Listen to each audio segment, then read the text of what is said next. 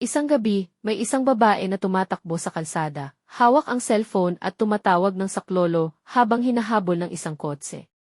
Kinabukasan, ang ina ng babaeng hinahabol kagabi ay nasa labas ng kanilang tindahan, umiinom ng kape at naninigarilyo.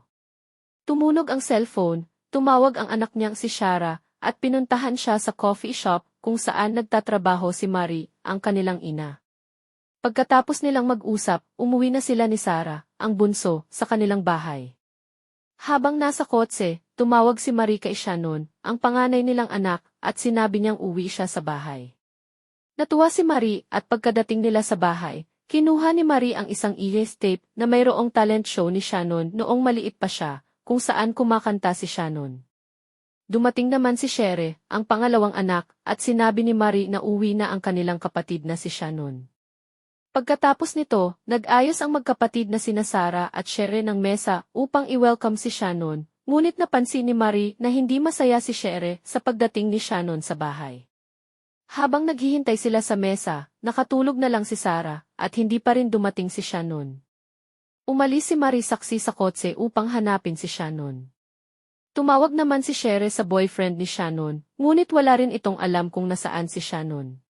Kinabukasan, habang nagluluto si Marie ng agahan, tumawag ang doktor at tinanong kung nasaan si Shannon, ngunit wala ring makuhang impormasyon. Binaba ni Marie ang telepono at umalis na. Nasa coffee shop si Marie, natulala habang nagsasalin siya ng ketchup sa bote at nakatitig sa 3 customer na kumakain sa mesa. Tumawag si Marie para humingi ng tulong, at sinabi niyang, "It's been 48 hours." Ngunit wala pa rin silang makitang anumang bakas ni Shannon. Nagtanong si Shara sa ina kung may nangyari kay Shannon at hindi na siya nakasagot. Lumabas silang 3 sakay sa kotse upang hanapin ang kanilang panganay na kapatid. Pinuntahan nila ang doktor, ang police station, at ang boyfriend ni Shannon, at sinabi ng driver na inihatid si Shannon at nakausap nila ang driver sa isang billiard at tinuro kung saan iniwan si Shannon. Agad silang pumunta sa lugar na sinabi ng driver at dumiretso sa isang detective at ibinigay ang lahat ng impormasyon tungkol sa huling pagkakita nila kay Shannon. Narinig nila ang 911 call kung saan tumawag si Shannon. Nagalit si Marie sa detective dahil hindi agad dinutukan ng mga pulis ang kaso ni Shannon at iniwan nila ito, parang ipinapalagay nilang tumakas lang siya. Naiinis, naglakbay si Marie patungong Long Island upang magsimula ng sarili niyang paghahanap. Agad siyang nainis sa kakulangan ng aksyon mula sa mga pulis, lalo na kay Detective Richard Dormer na tila walang pakialam. Walang sawang ini-interview ni Marie ang mga tao sa Oak Beach, kasama na si Dr. Hackett, isang residente na nagsabing nakipag-usap siya kay Shannon ng gabing nawawala siya. Ngunit kalaunan ay itinanggi niyang may kaugnayan siya sa pagkawala ni Shannon.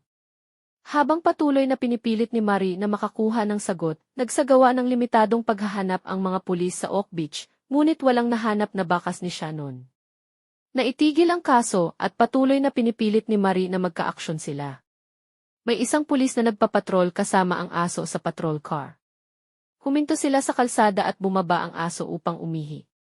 Habang tumahol ang aso, may nakita silang bangkay.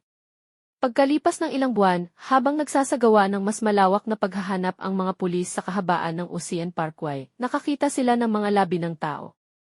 Gayunpaman, hindi ito ang mga labi ni Shannon, kundi ng ilang iba pang mga babae, na kalaunan ay nakilala ring mga sex workers. Ang pagdiskobring ito ay nagulat sa publiko at mga media, na nag-speculate tungkol sa pagkakaroon ng isang serial killer sa Long Island.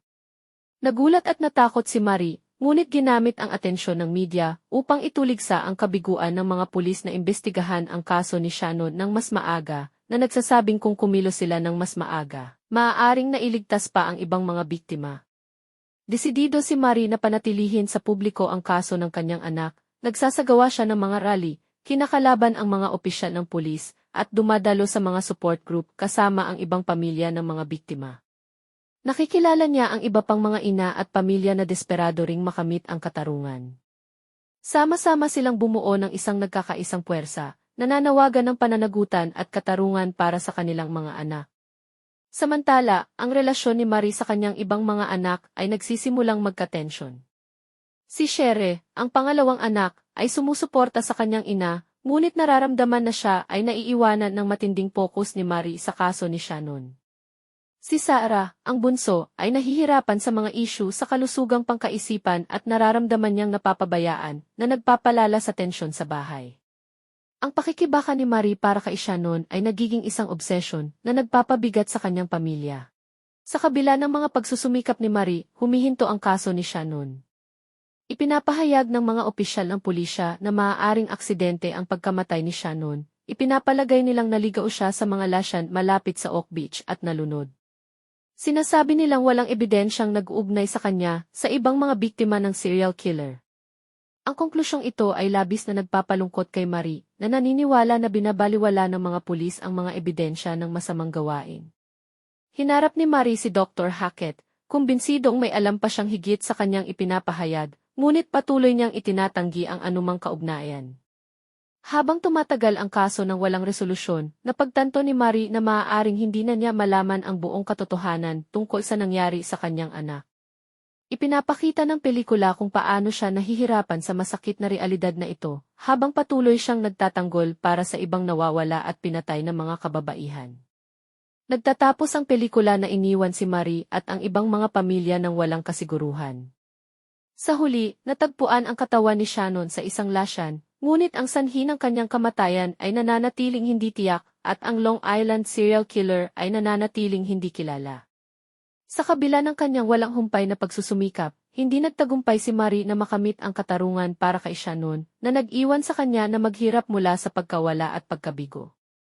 Nagtatapos ang Lost Girls sa isang malungkot na nota, na binibigyang diin ang patuloy na pagdurusa ng mga pamilya na nakikipaglaban para sa katarungan sa gitna ng sistematikong kawalan ng malasakit.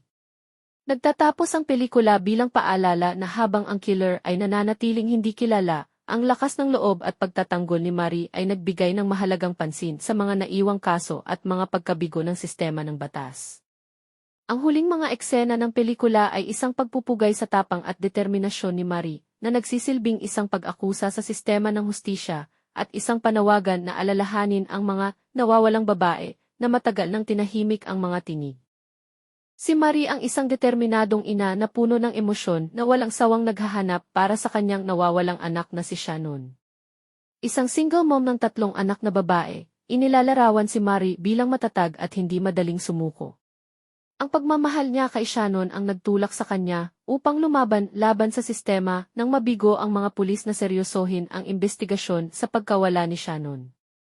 Lalong lumalaki ang frustrasyon ni Marie habang binabaliwala ng mga pulis ang kanyang mga alalahanin at patuloy siyang nagsusulong ng katarungan para kay Shannon at sa ibang mga biktima, kahit na ito ay nagpapalubha sa kanyang relasyon sa natitirang pamilya. Si Shannon ang panganay na anak ni Marie, at ang kanyang pagkawala ang nagpasimula ng buong kwento. Si Shannon, isang batang babae na may magulong buhay, ay isang sex worker na nagtatrabaho sa kalye at mga escort site. Siya ang biktima na nagbukas ng kaso ng Long Island serial killer. Ang huling sandali ni Shannon ay ipinapakita sa pelikula, na nakatutok sa kanyang pagpanik habang tumatawag ng 911 at ang mga nakakabahalang pangyayari bago siya mawala.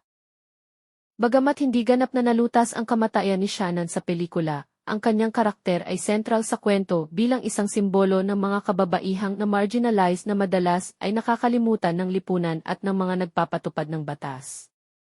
Si Sherry ang pangalawang anak ni Marie, isang mas emosyonal na matatag at makatarungang karakter na nagsusumikap na suportahan ang paghahanap ng kanyang ina para kay Shannon.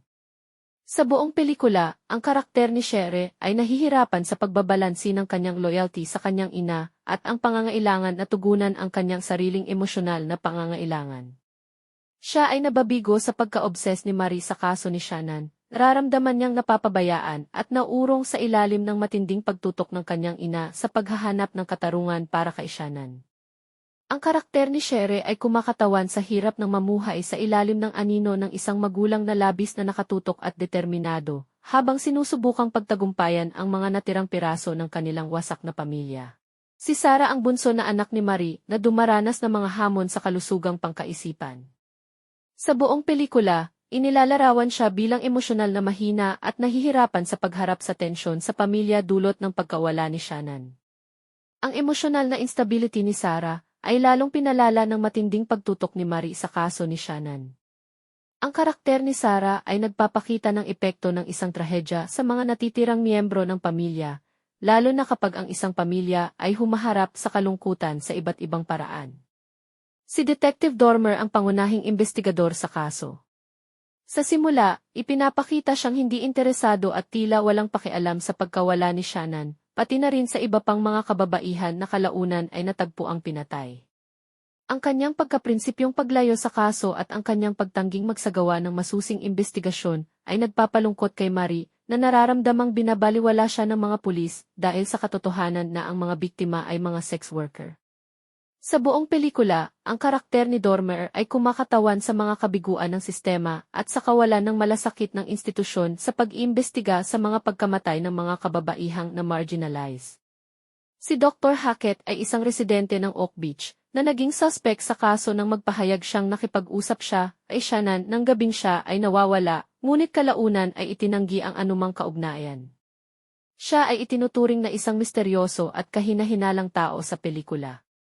Habang ang kanyang papel sa pagkawala ni Shannon ay nananatiling hindi malinaw, ang kanyang karakter ay kumakatawan sa madilim at minsan mapanganib na mga hindi kilalang aspeto ng komunidad na may mga gate kung saan huling nakita si Shannon. Si Howard ay ang ex-husband ni Marie at ama ng kanyang mga anak. Ipinapakita ang kanyang karakter bilang malayo at medyo hindi nakikialam sa obsesibong paghahanap ni Marie para kay Shannon. Bagamat nag-aalok siya ng ilang suporta, ang kanyang presensya sa pelikula ay minimal, nagsisilbing paalala ng sirang dinamika ng pamilya at kung paanong ang pagkawala ni Shannon ay lalong nagpapalubha sa pagkawasak ng kanilang pamilya. Sa buong pelikula, nakikilala si Marie ang ibang mga ina at miyembro ng pamilya ng mga kababaihang nawawala o natagpuang pinatay sa kahabaan ng Ocean Parkway.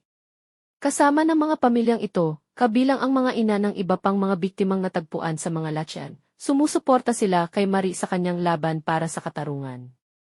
Mahalaga ang papel nila sa pagtulong kay Marie na itulak ang kaso pasulong, kahit na sila rin ay nakakaranas ng kawalan ng malasakit mula sa mga pulis. Ang mga sekundaryang karakter na ito ay nagbibigay diin sa sama-samang pagdurusa ng mga nagdadalamhating pamilya na nawalan ng mahal sa buhay dahil sa karahasan, lalo na kapag ang mga biktima ay na-marginalize. Sa buong pelikula, nakikilala si Marie ang ibang mga ina at miyembro ng pamilya ng mga kababaihang nawawala o natagpuang pinatay sa kahabaan ng Ocean Parkway. Kasama ng mga pamilyang ito, kabilang ang mga ina ng iba pang mga biktimang natagpuan sa mga latyan. Sumusuporta sila kay Marie sa kanyang laban para sa katarungan.